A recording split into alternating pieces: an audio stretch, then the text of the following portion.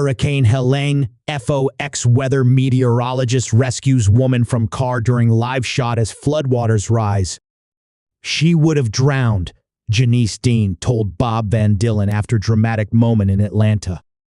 FOX weather meteorologist Bob Van Dillen is being praised as a hero after rescuing a woman from her car as Hurricane Helene floodwaters rapidly rose during a live shot outside Atlanta on Friday.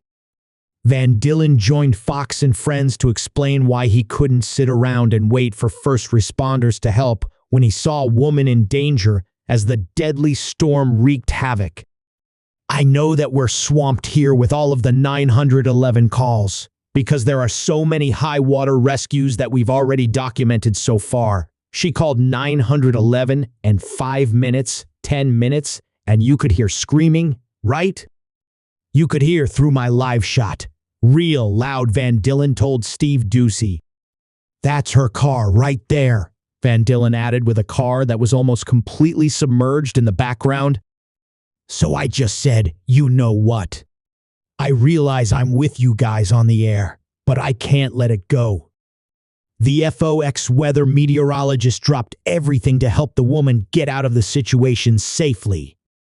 "I took my wallet out of my pants and I went in there, waded in, got chest deep," Van Dillen said as he was told by Janice Dean not to be humble about the heroic effort.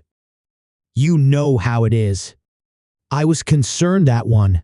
Maybe there was a nice swift current, but the current really wasn't that bad. But the water temperature I was afraid of too. The water temperature is probably about 80 degrees. So, all of those things were working pretty nicely. So, that being said, the water came up to about my chest," Van Dillen added. "She was in there. She was still strapped into her car, and the water was actually rising and getting up into the car itself, so she was about almost neck-deep submerged in her own car." Dean then asked what would have happened if Van Dillen didn't step up. "She would have drowned," Dean said. "You know, I don't know," Van Dillen humbly said. "I told her, okay, undo your seatbelt." She undid her seatbelt. "I said, let me have your phone.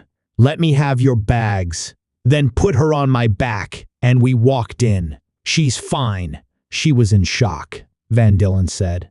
"She was cold, shivering, so I gave her one of my shirts and she was in our car, just warming up. About 20 minutes later, the fire department came, saw that we were okay, and went on to the next rescue, wherever they're going," he continued.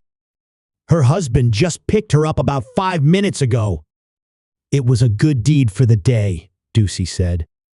Helene made landfall about 10 miles west-southwest of Perry, Florida, at 11:10 p.m.